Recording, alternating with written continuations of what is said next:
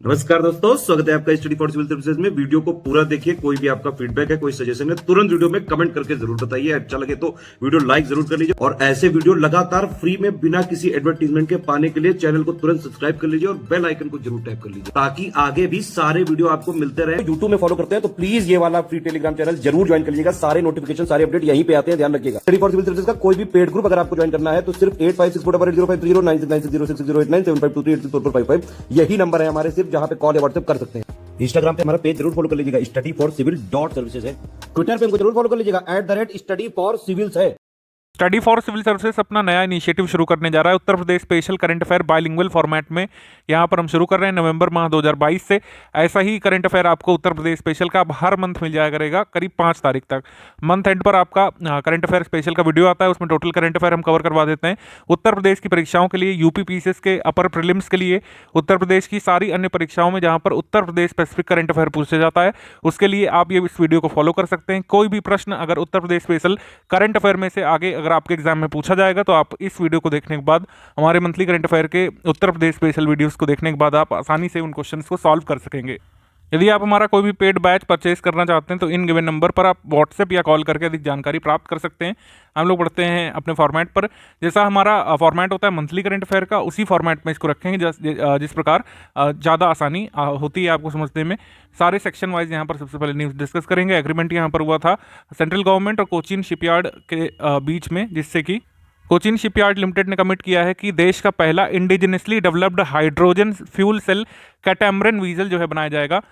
ये सबसे पहले कहाँ पे जारी किया जाएगा? कैटामरन वीजल वाराणसी में जारी किया जाएगा। इस वजह से ये उत्तर प्रदेश संदर्भ में इंपॉर्टेंट है। कोचीन शिपयार्ड लिमिटेड ने ये भी कहा है कि 6 और इलेक्ट्रिक कैटामरन वीजल उत्तर प्रदेश के लिए बनाए जाएंगे और 2 ऐसे वीजल जो है गुवाहाटी के लिए बनाए जाएंगे। तो देश का पहला इंडिजिनसली डेवलप्ड यानी स्वदेशी तौर पर निर्मित हाइड्रोजन ईंधन सेल कैटामरन पोत जो है सबसे पहले कहाँ पर जारी किया जाएगा? स्पिरिचुअल सिटी ऑफ वाराणसी में। ठीक है, तो ये हो गया एग्रीमेंट। आगे हम लोग आ जाते हैं स्कीम्स और कैंपेन सेक्शन पर। स्कीम्स कई सारी हर महीने आती हैं।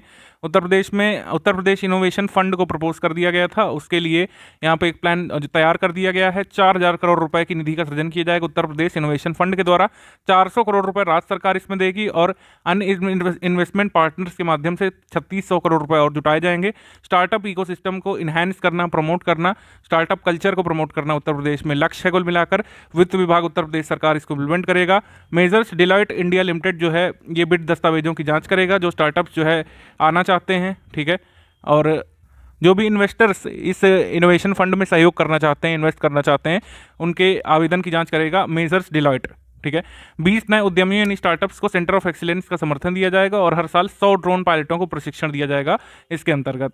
तो स्टार्टअप इनोवेशन फंड जो है ये कब आया था आप ध्यान रखेंगे, अगस्त में प्रपोज किया गया था। फाइनली इसको मंजूर कर दिया गया नवंबर 2022 में। 4000 करोड़ रुपए की निधि का सृजन किया जाएगा जिससे स्टार्टअप्स को हेल्प की जाएगी और 400 करोड़ रुपए उत्तर प्रदेश सरकार देगी और 3600 करोड़ रुपए यहाँ पर बिडिंग के माध्यम से अन्य इन्वेस्टर्स से जुटाए जाएंगे। बिडिंग जो प्रोसेस है उसको कौन देखेगा? Measures Deloitte India limited. यहाँ पर इंग्लिश मीडियम में भी लिखा हुआ है सेम न्यूज़, आप यहाँ पर इसका स्क्रीनशॉट रख सकते हैं। बढ़ते हैं हम लोग आगे। मिशन निरामया के बारे में मैंने आपको बताया था मंथली करंट अफेयर के वीडियो में भी। 8 अक्टूबर 2022 को चीफ मिनिस्टर योगी जी ने इसको लॉन्च किया था।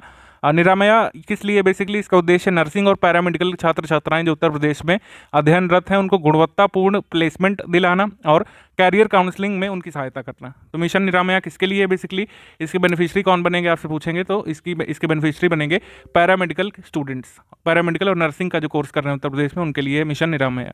34 सीमावर्ती डिस्ट्रिक्ट को जो अन्य राज्यों से सीमा साझा करते हैं उत्तर प्रदेश के करीब 34 ऐसे जिले हैं जिनको ब्रांड एम्बेसडर के रूप में डेवलप किया जाएगा। अब इसमें जो हमारे जिले हैं उत्तर प्रदेश के जो नेपाल से और अन्य राज्यों से जो सीमा साझा करते हैं उन सभी को बनाया गया ब्रांड एम्बेसडर। तो सभी के नाम याद रखने आपको जरूरत नहीं है।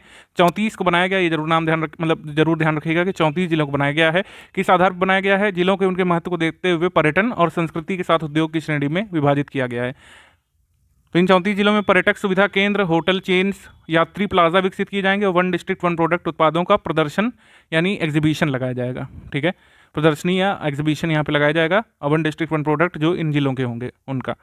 तो आगे हम लोग बढ़ते हैं। आगे है उत्तर प्रदेश की ग्रीन हाइड्रोजन पॉलिसी का जो ड्राफ्ट आया है, अभी ड्राफ्ट आया मसौदा, ये फाइनल नहीं है, लेकिन ड्राफ्ट में जो चीज़ें बताई गई हैं वो आप ध्यान रख सकते हैं कि ड्राफ्ट पॉलिसी में कहा गया है कि expenditure subsidy, capital expenditure subsidy 60% तक दी जाएगी इलेक्ट्रोलाइजर कॉस्ट पर, यानी जो हाइड्रोजन संयंत्र लगाने में, ग्रीन हाइड्रोजन प्लांट लगाने में जो इलेक्ट्रोलाइजर आता है उसमें उसकी खरीद पर जो खर्चा आता है उसमें 2024 तक 60% सब्सिडी सरकार देगी। और इसमें कहा गया है कि 2027 तक राज्य सरकार मौद्रिक प्रोत्साहन को 20% तक यहाँ पर ले जाना चाहती है। सब्सिडी का लाभ उठाने के लिए न्यूनतम क्षमता जो प्लांट की होनी चाहिए वो 50 मेगावाट से ऊपर की होनी चाहिए। ये कुछ महत्वपूर्ण बातें अभी प्रकाश में आई हैं। तो जो बातें सामने आ चुकी हैं उनको आप ध्यान रख सकते हैं। ग्रीन हाइड्रोजन पॉलिसी जो उत्तर प्रदेश की, उसका ड्राफ्ट जो है कब बना था, नवंबर में, आप ध्यान रख सकते हैं। अभी के लिए इतना काफ़ी है। आगे है नई पर्यटन नीति जो है जारी कर दी गई है अगले 5 वर्षों के लिए, 2026-27 तक के लिए उत्तर प्रदेश की नई पर्यटन नीति आ चुकी है। नई पर्यटन नीति को जो मेंस का पेपर अगले साल देंगे यूपीपीएससी का, उसका तो पूरा डॉक्यूमेंट आपको पढ़ लेना चाहिए, लेकिन प्रीलिम्स पर्पस से जो न्यूज़ जरूरी है उसको मैं बता दे रहा हूँ। इसमें कुछ सर्किट डेवलप किए जाएंगे, उनके बारे में बात की गई है। जैसे भगवान राम से जुड़े स्थलों को रामायण सर्किट के रूप में डेवलप किया जाएगा, भगवान कृष्ण से जुड़े, उनके जीवन से जुड़े स्थलों को डेवलप किया जाएगा टूरिज्म के लिए कृष्ण सर्किट के तौर पर। देन उसके बाद महाभारत सर्किट डेवलप किया जाएगा, महाभारत से जुड़ी जो भी अवशेष हैं या फिर जो भी मतलब हमारे उत्तर प्रदेश में जो मतलब कह सकते हैं जो स्थल पड़ते हैं जिनका संदर्भ महाभारत से, जैसे लाक्षागृह, गोंडा, कौशाम्बी, मथुरा, बरनावा, एछत्र, कामपिल्ली, इन सबको हस्तिनापुर का जो हिस्सा पड़ता है उत्तर प्रदेश में, उसमें महाभारत सर्किट बनाया जाएगा। एक शक्तिपीठ सर्किट बनाया जाएगा जिसमें विंध्यवासिनी देवी, बाकी देवी पाटन, नैमिषारण्य, माँ ललिता देवी, ज्वाला देवी, शाकुंभरी देवी, सहारनपुर, इन सभी जो देवी स्थल हैं उनको टूरिज्म मतलब उनमें टूरिज्म को बूस्ट किया जाएगा। फिर एक बनेगा स्पिरिचुअल सर्किट यानी कि आध्यात्मिक सर्किट। इसमें गोरखपुर, बलरामपुर, मथुरा, संत रविदास नगर, आजमगढ़, बलिया का बिघू आश्रम, आगरा के कुछ जो स्थल हैं, बटेश्वर, हनुमान धाम, इन सबको इसमें डेवलप किया जाएगा। एक सूफी सर्किट बनाया जाएगा, सूफी कबीर सर्किट। उसमें अमेठी, संत कबीर नगर से लेकर कबीरदास जी की जो कर्म भूमि है, जैसे वाराणसी के लहरतारा तक इसको ले जाया जाएगा। तो ये कुछ सर्किट हो गए। तो अभी के लिए ये बातें आप ध्यान रखिएगा उत्तर प्रदेश की नई टूरिज्म पॉलिसी के बारे में।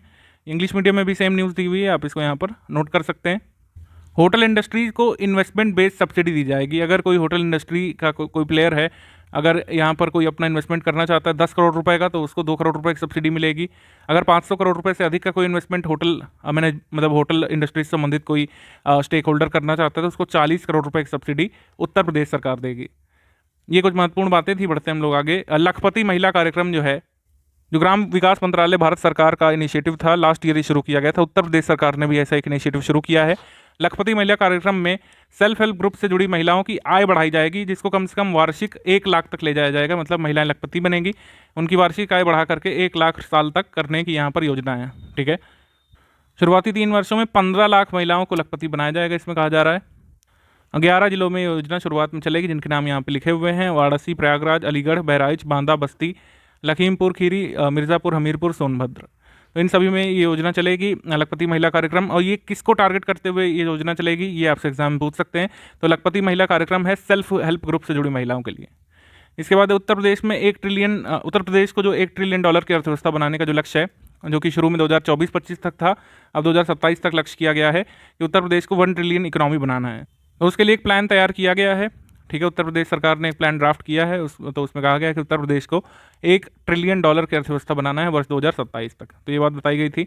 सौर ऊर्जा नीति भी नई आई उत्तर प्रदेश की। इसमें कहा गया है कि गैर पारंपरिक ऊर्जा स्रोतों से बिजली उत्पादन को बढ़ाया जाएगा, और कहा गया है कि अगले 5 वर्षों में यानी कि वर्ष 2026-27 तक 22,000 मेगावाट बिजली का उत्पादन किया जाएगा गैर पारंपरिक स्रोतों से, जिसमें मेनली सोलर एनर्जी है। सोलर पार्क की स्थापना के लिए 15,000 रुपये प्रति एकड़ प्रति वर्ष की दर से 30 वर्ष के लिए भूमि जो है लीज पर दी जाएगी सरकार के द्वारा। 5 मेगावाट या उससे अधिक की क्षमता का स्टोरेज सिस्टम वाला अगर सोलर पार्क कोई बनाना चाहता है तो उसको 2.5 करोड़ रुपए प्रति मेगावाट की दर से सब्सिडी जो है राज्य सरकार देगी। नीति के तहत अयोध्या सिटी को जो है मॉडल सोलर सिटी के रूप में विकसित किया जाएगा। इस न्यूज़ का सबसे महत्वपूर्ण फैक्ट यही है। अगर आपसे पूछे कि उत्तर प्रदेश की नई सौर नीति में किस नगर को मॉडल सोलर सिटी के रूप में डेवलप किया जाएगा, तो उसका उत्तर होगा अयोध्या। ठीक है, अन्य 16 नगर निगमों को और नोएडा को भी सोलर सिटी के रूप में लॉन्ग टर्म में विकसित किए जाने की योजना है। ये यहाँ पर बताया गया हमारी उत्तर प्रदेश की सोलर एनर्जी पॉलिसी के बारे में। अब आ जाते हैं अवार्ड्स एंड ऑनर्स पर। अवार्ड्स एंड ऑनर्स में सबसे पहले इंडियन ऑफ द ईयर का अवार्ड मुख्यमंत्री योगी आदित्यनाथ जी को मिला है, मीडिया ग्रुप CNN न्यूज़ 18 की तरफ से। उसके बाद 51 नर्सों को जो फ्लोरेंस नाइटिंगेल अवार्ड 2021 के दिए गए इस बार। तो उसमें उत्तर प्रदेश की यहाँ पर 2 नर्स शामिल हैं, उनका नाम है सुश्री सुमन दुबे और सहायक कमांडेंट लिसी अचन कुंजू। ये दोनों उत्तर प्रदेश की नर्स हैं जिनको इन 51 नर्सों में से शामिल किया गया है। आगे स्पोर्ट्स में खेलो इंडिया यूनिवर्सिटी गेम्स 2023 का होस्ट उत्तर प्रदेश है। उत्तर प्रदेश में लखनऊ में, गोरखपुर में, वाराणसी और नोएडा में खेलो इंडिया यूनिवर्सिटी गेम्स का आयोजन किया जाएगा। 2020 में खेलो इंडिया यूनिवर्सिटी गेम्स हुए थे ओडिशा में और दूसरे अभी कर्नाटक में हुए थे 2022 में। समिट्स में आप देखेंगे कि 81वां annual session Indian road congress का कहाँ पर हुआ था, लखनऊ में, और सबसे पहली बार अधिवेशन 1934 में हुआ था दिल्ली में। कुल 5 बार अब तक 81 में से इसका आयोजन उत्तर प्रदेश में हो चुका है। 41वां भारत अंतर्राष्ट्रीय व्यापार मेला जो है, इसमें फोकस स्टेट किसे बनाया गया था, केरल को और उत्तर प्रदेश को, तो ये न्यूज़ इंपॉर्टेंट है। बाकी हमने आपको मंथली करंट अफेयर की वीडियो में बाकी सारी न्यूज़ बता दी थी कि ओडिशा के मंडप को राज्य सरकार और केंद्र शासित प्रदेश की श्रेणी में प्रतिष्ठित प्रदर्शन में उत्कृष्टता के लिए विशेष प्रशस्ति पत्र से सम्मानित किया गया था। ठीक है, और इसमें जो है बिहार, झारखंड और महाराष्ट्र जो है पार्टनर स्टेट थे, उत्तर प्रदेश और केरल जो है फोकस स्टेट थे, यानी कि मुख्य आकर्षण वाले राज्य थे। और इसकी थीम भी हमने आपको बताई थी, vocal for local, local to global, ये थीम थी। आगे हम लोग बढ़ते हैं। आगे है ये 27वां जो United Nations climate change conference जो हुआ था UNFCCC का COP27 शर्म अल शेख इजिप्ट में हुआ था। इजिप्ट के ही राष्ट्राध्यक्ष को 2023 में होने वाले गणतंत्र दिवस समारोह में मुख्य अतिथि के तौर पर भारत ने इनवाइट किया है। इसमें उत्तर प्रदेश का क्या योगदान है या फिर उत्तर प्रदेश क्यों यहाँ पर ला रहे हैं, वो इसलिए कि उत्तर प्रदेश के पर्यावरण, वन एवं जलवायु परिवर्तन विभाग के प्रयासों को भारतीय मंडप में दिखाया गया था, जो यहाँ पर UNFCCC COP27 में लगा था। भारतीय पवेलियन का विषय था लाइफ एनवायरनमेंट के लिए जीवन शैली, यानी लाइफ स्टाइल फॉर एनवायरनमेंट। इस मंडप में उत्तर प्रदेश के पर्यावरण, वन एवं जलवायु परिवर्तन विभाग के प्रयासों को वैश्विक स्तर पर प्रदर्शित करने के लिए निमंत्रण दिया गया था। इस वजह से उत्तर प्रदेश का नाम यहाँ पर आया है और इम्पोर्टेंट है।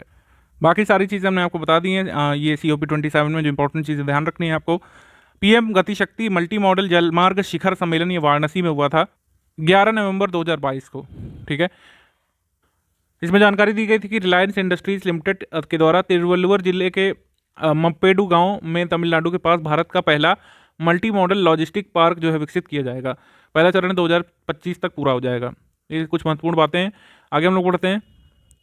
आगे है उद्यमी महासम्मेलन हुआ था लखनऊ में, और इसी महासम्मेलन के दौरान ही एक इंडिया फूड एक्सपो भी हुआ था यहाँ पर लखनऊ में, नवंबर 2022 में। नवंबर में एक और इम्पोर्टेंट हैकाथॉन हुआ था, यूनेस्को इंडिया अफ्रीका हैकाथॉन। शिक्षा मंत्रालय, विदेश मंत्रालय, यूनेस्को के सहयोग से हुआ था। ग्रेटर नोएडा उत्तर प्रदेश में हुआ था। 22 अफ्रीकी देशों में इसमें भाग लिया था। 22 अफ्रीकी नेशन यहाँ पे शामिल हुए थे हैकाथॉन में। समापन में मुख्य अतिथि उपराष्ट्रपति हमारे जगदीप धनखड़ और साथ में उत्तर प्रदेश की राज्यपाल आनंदीबेन पटेल भी थी। काशी तमिल संगमम जो हुआ था वाराणसी में, इसमें काफ़ी सारे स्कॉलर्स मद्रास यानी कि चेन्नई से यहाँ पर शामिल हुए थे। तो काशी तमिल संगमम में बताया गया था कि कुल मिलाकर जैसे साझी विरासत साझा करते हैं ये दोनों सिटीज़, वाराणसी और चेन्नई। उत्तर और दक्षिण की जो मिक्स्ड परंपरा है उसको एक दूसरे को समझना, उसको आगे बढ़ाने के लिए, संबंधों को मजबूत करने के लिए कंडक्ट किया गया था। काफ़ी सारे स्कॉलर्स यहाँ पर मद्रास से आए थे BHU में। तो BHU और IIT मद्रास जो है इसकी कार्यान्वयन एजेंसी थी। महीने भर ये चलने वाला है कार्यक्रम, अभी भी चल रहा है इसका कुछ फेस। वाराणसी में हुआ था, ध्यान रखिएगा। इंडिया फूड एक्सपो मैंने बता दिया लखनऊ में हुआ था। उत्तर प्रदेश इन्वेस्टर समिट ये आपकी फेब मंथ में होनी है, लेकिन इसकी तैयारियाँ अभी से चल रही हैं। इसमें कहा गया है कि 10 से 12 फरवरी 2023 तक लखनऊ में ग्लोबल इन्वेस्टर समिट का आयोजन होगा। इसमें करीब 21 देश अपनी सहमति दे चुके हैं यहाँ पर भाग लेने के लिए। अंतिम तौर पर कितने शामिल होते हैं हम फेब मंथ 2022 में आपको बताएंगे ही। कंट्री पार्टनर के रूप में यहाँ पर Netherlands, Denmark, Singapore, UK, Mauritius जो है यहाँ पर शामिल होंगे, उन्होंने अपनी सहमति दे दी है। उत्तर प्रदेश सरकार चाहती है कि 2027 तक 1 ट्रिलियन इकोनॉमी बने हमारा उत्तर प्रदेश स्टेट। तो उसी के क्रम में ये काफ़ी एक बड़ा इवेंट आयोजित किया जा रहा है। इसमें यह भी कहा गया है कि दुनिया भर के औद्योगिक निवेशकों को समिट में आमंत्रित किया जाएगा। 18 देशों और भारत के 7 प्रमुख नगरों में रोड शो भी आयोजित की जाएगा उत्तर प्रदेश सरकार के द्वारा। इसमें कुछ इन्वेस्टमेंट अट्रैक्ट करने का टारगेट भी सेट किया है उत्तर प्रदेश सरकार ने, उसको हम लोग देखेंगे। एक लोगो भी अनवेल किया गया था, लोगो का अनावरण किया गया था, जो मैं आपकी स्क्रीन पर लगा रहा हूँ योगी जी के द्वारा नवंबर में। अब यहाँ पर कुछ MCQs देख लेते हैं हमेशा की तरह, सेक्शन वाइज के बाद MCQ। Largest producer of ethanol in India कौन है? उत्तर प्रदेश है, ध्यान रखिएगा। B। सबसे ज़्यादा MSMEs कहाँ है? उत्तर प्रदेश में। मिल्क प्रोडक्शन में सबसे आगे कौन है? उत्तर प्रदेश है।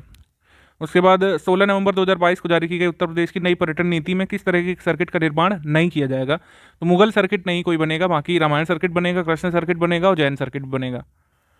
एक न्यूज़ आई थी कि महाराजगंज के बौद्ध सर्किट के अंतर्राष्ट्रीय एग्जिट पॉइंट सुनौली में एयरपोर्ट की तर्ज पर एक लैंड पोर्ट बनाया जाएगा। इसका प्लान जो है तैयार हो चुका है। उसके बाद कहा गया था consortium of agricultural research centre जो है बनेगा institute of agricultural and natural sciences Gorakhpur पे। तो एक तो ये बात हो गई कि consortium of international agriculture research centre कहाँ पे बनेगा, गोरखपुर में, और institute of agriculture and natural sciences जो है ये कहाँ पर है, गोरखपुर में है, उत्तर प्रदेश में। तो हमारा उत्तर हो जाएगा यहाँ पर सी, बोथ 1 and 2 करेक्ट। इसमें एक्चुअली गलत पूछा है तो इसका उत्तर हो जाएगा डी, इनमें से कोई नहीं, दोनों कथन सही है, कोई गलत नहीं है। आगे हम लोग बढ़ते हैं यहाँ पर।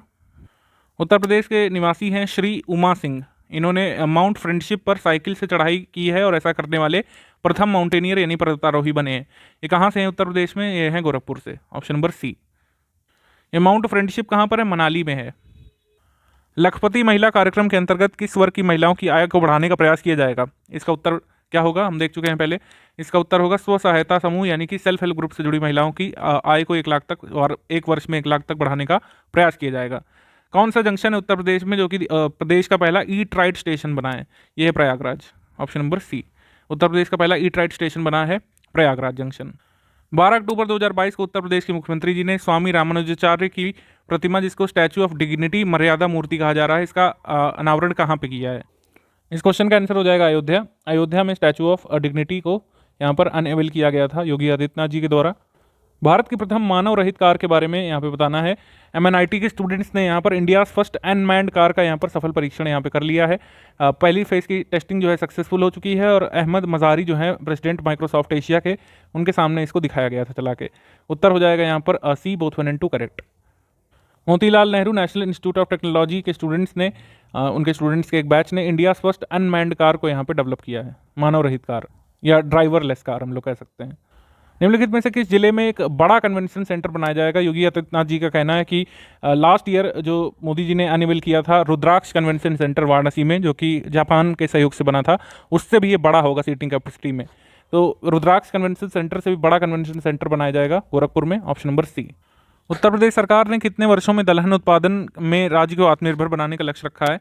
तो 5 वर्षों में दलहन उत्पादन में राज्य को आत्मनिर्भर बनाया जाएगा, self sufficient in production of pulses, option number यहाँ पे सही होगा सी। इसके बाद है कि उत्तर प्रदेश सरकार बुंदेलखंड में वाइल्ड लाइफ टूरिज्म की संभावनाओं को देखते हुए झांसी मंडल के ललितपुर डिस्ट्रिक्ट में एक भालू रीछ संरक्षण केंद्र बनाना चाहती है। सही है, इसको अप्रूव कर दिया गया है। अब भारतीय खेल प्राधिकरण की तर्ज पर उत्तर प्रदेश में भी एक राजकीय खेल प्राधिकरण का सृजन किया जाएगा, ये भी सही है। एक हैप्पीनेस पार्क बनाया जाएगा स्मार्ट सिटी फंड से, कहाँ पे, गौतम बुद्ध पार्क लखनऊ में। ठीक है, तो हमारा उत्तर क्या हो जाएगा सी, ऑल ऑफ द अबव यहाँ पे करेक्ट है। उपर्युक्त सभी कथन यहाँ पर सही हैं। अक्टूबर मंथ 2022 में उत्तर प्रदेश सरकार ने कितने महानगरों में पुलिस कमिश्नरेट प्रणाली लागू की है।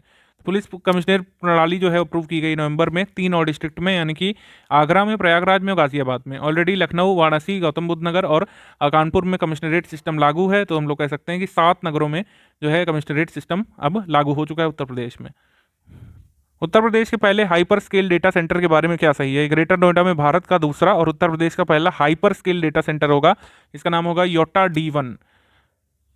1500 करोड़ रुपए की लागत से ये डेटा सेंटर डेवलप किया गया है। हाइपर स्केल डेटा सेंटर जो है योटा इंफ्रास्ट्रक्चर ने डेवलप किया है। तो हमारा उत्तर क्या हो जाएगा इसमें, all of the above correct, सारे कथन यहाँ पे सही हैं। उत्तर प्रदेश का एक डाक प्रदर्शनी यहाँ पे लगा था यूफिलेक्स नाम से। यूफिलेक्स 2022 12वां संस्करण था, 15 से 17 अक्टूबर के बीच यहाँ पर हुआ था अलीगंज लखनऊ में। इसके बाद चीफ मिनिस्टर योगी आदित्यनाथ जी ने इनॉग्रेट किया था इस फंक्शन को। इसके बाद आज़ादी के अमृत महोत्सव के एक भाग के रूप में इसको मनाया गया था। और टिकट एक्सिबिशन यानी कि ये जो प्रदर्शनी लगी थी यूफिलेक्स 2022 उत्तर प्रदेश के, मतलब इसका थीम था Uttar Pradesh contribution to India's prosperity culture and development. यूफिलेक्स का विषय था भारत की समृद्धि, संस्कृति और विकास में उत्तर प्रदेश की भूमिका या योगदान। यहाँ पर कौन सा कथन सही है, सारे कथन यहाँ पे सही हैं, all of the above correct. Vrindavan Mathura को किस वर्ष तक शुद्ध शून्य कार्बन उत्सर्जन पर्यटन स्थल के रूप में विकसित किया जाएगा। Net zero carbon emission tourist destination के रूप में 2041 तक इसको डेवलप किया जाएगा, ऑप्शन नंबर डी। अभी तो काफ़ी समय है। इंडियाज लॉन्गेस्ट रिवर क्रूज के बारे में क्या सही है। भारत की सबसे लंबी रिवर क्रूज यात्रा के बारे में क्या सही है। जनवरी 2023 में शुरू होगी, ये चलेगी वाराणसी से लेकर डिब्रूगढ़ असम तक, सही कथन है ये। देन इसके बाद दूसरा हमारा कथन कह रहा है कि ये देश की सबसे लंबी नदी क्रूज सर्विस होगी, जो कि Ganga Indo Bangladesh protocol root और ब्रह्मपुत्र नदी से गुजरते हुए 4000 किलोमीटर से अधिक की यात्रा करेगी। ठीक है, इसका नाम गंगा विलास रखा गया है। 10 जनवरी 2023 से शुरू होगी, 50 दिन की यात्रा के लिए वाराणसी से रवाना होगी। तो अभी तक सारी इन्फॉर्मेशन आपको मिल चुकी है, बाकी आपको कुछ बचा होगा तो बता देंगे हम लोग जनवरी में। अभी तक के लिए तीनों स्टेटमेंट यहाँ पर सही है। ये इंडियाज लॉन्गेस्ट रिवर क्रूज होगी, वाराणसी से लेकर डिब्रूगढ़ असम तक। उत्तर प्रदेश के 7 नगरों में नेशनल टेक्सटाइल कॉरपोरेशन और ब्रिटिश इंडिया कॉरपोरेशन ने टेक्सटाइल पार्क बनाने का प्रस्ताव दिया है। किस शहर को इस प्रस्ताव में शामिल नहीं किया गया है? मतलब ये आपका टेक्सटाइल पार्क कहाँ नहीं बनेगा? तो ये नोएडा में नहीं बनेगा, इन 7 शहरों में नोएडा शामिल नहीं है। बाकी कहाँ बनेगा? कानपुर, मेरठ, आगरा, झांसी, वाराणसी, लखनऊ, कानपुर में टेक्सटाइल पार्क बनेंगे। उत्तर प्रदेश में जो डिफेंस कॉरिडोर है, सबसे पहले आप हमको कमेंट करके बताइए कि डिफेंस कॉरिडोर जो है कहाँ कहाँ से होकर गुजरता है। ठीक, तो ये डिफेंस कॉरिडोर के अंतर्गत एशिया का सबसे बड़ा एम्यूनेशन कॉम्प्लेक्स यानी कि अस्त्र शस्त्र निर्माण केंद्र जो है कहाँ पर विकसित किया जाएगा? ये विकसित किया जाएगा कानपुर में। Option number B. कौन इसको डेवलप करने वाला है? Adani defence and aerospace. ठीक है, ये कानपुर में बनाएंगे एशिया का सबसे बड़ा एम्यूनेशन कॉम्प्लेक्स। तो उत्तर प्रदेश में अगर हम देखें खाद्यान्न उत्पादन में उत्तर प्रदेश फर्स्ट पर है, सही है। उत्तर प्रदेश लगातार 5 वर्षों से टोटल फूड ग्रेन प्रोडक्शन में टॉप पर है, सही है। दुग्ध उत्पादन में उत्तर प्रदेश प्रथम स्थान पर है, यह भी सही है। तुम्हारा उत्तर हो जाएगा इसमें सी। 1, 2 एंड 3 सारे कथन यहाँ पर आपके करेक्ट हो रहे हैं, सी। 41वें रामायण मेले के बारे में क्या सही है? 27 नवंबर 2022 को अयोध्या में सरयू तट स्थित रामकथा पार्क में परंपरागत तरीके से 41वां रामायण फेयर यहाँ पे शुरू हुआ था। रामायण मेला ये 30 नवंबर तक चला था। आनंदीबेन पटेल हमारी गवर्नर इसकी क्लोजिंग सेरेमनी में चीफ गेस्ट थी। तो सारे कथन यहाँ पर सही है। यहाँ पर हमारा उत्तर हो जाएगा D, all of the above correct. World's largest data centre park के बारे में कौन सा कथन गलत है? तो योगी आदित्यनाथ जी ने इसको इनॉग्रेट किया था लास्ट मंथ यानी 31 अक्टूबर 2022 को। ये कंट्रीज लार्जेस्ट डेटा सेंटर ये बताया जा रहा था ग्रेटर नोएडा में ओपन हुआ है। उसके बाद स्टेट ऑफ आर्ट टेक्नोलॉजी से लेस है डेटा। इसमें कहा गया है कि 60% लोगों को डेटा, देश के करीब 60% लोगों का डेटा ग्रेटर नोएडा के योटा डेटा सेंटर में सुरक्षित रखा जा सकेगा। तो हमारा उत्तर हो जाएगा सी, बोथ 1 एंड 2 करेक्ट। इसको उत्तर प्रदेश सरकार ने किस मतलब कह सकते हैं एजेंसी या बॉडी के साथ मिलकर डेवलप किया है? तो हीर नंदानी ग्रुप के साथ मिलकर के बनाया है इस डेटा सेंटर को, ध्यान रखिएगा, हीर नंदानी ग्रुप। इसमें गलत कथन का चुनाव करना है। उत्तर प्रदेश वस्त्र प्रौद्योगिकी संस्थान जो कि कानपुर सूटरगंज में है, मनपसंद रंग और डिज़ाइन के कपड़े रसायन की बजाय इंजाइम से तैयार करने की एक नई टेक्निक इन लोगों ने खोजी है। उत्तर प्रदेश टेक्सटाइल टेक्नोलॉजी इंस्टीट्यूट कानपुर ने। इसमें कहा गया है कि जो फैब्रिक बनेगा एंजाइम टेक्नोलॉजी से ह्यूमन बॉडी को कोई नुकसान नहीं पहुंचाएगा और इन्वायरमेंट फ्रेंडली भी ये कपड़ा बनेगा। और ये कपड़ा खराब होने पर सीधे मिट्टी में मिल जाएगा, डिग्रेड हो जाएगा वहीं पर, मतलब बायोडिग्रेडेबल क्लॉथ बनेगा और एक तरीके से उर्वर का भी काम करेगा। तो हमारा उत्तर हो जाएगा इसमें सी, सारे कथन यहाँ पर सही है। अगर देखिए इससे कुछ नहीं भी पूछा गया, आपके काम की ये बात है कि उत्तर प्रदेश वस्त्र प्रौद्योगिकी संस्थान कहाँ पर है? कानपुर में है, ध्यान रखिएगा। स्टैटिक न्यूज़ जरूर कवर करते हुए चलिए, करंट भूल भी जाते हैं तो।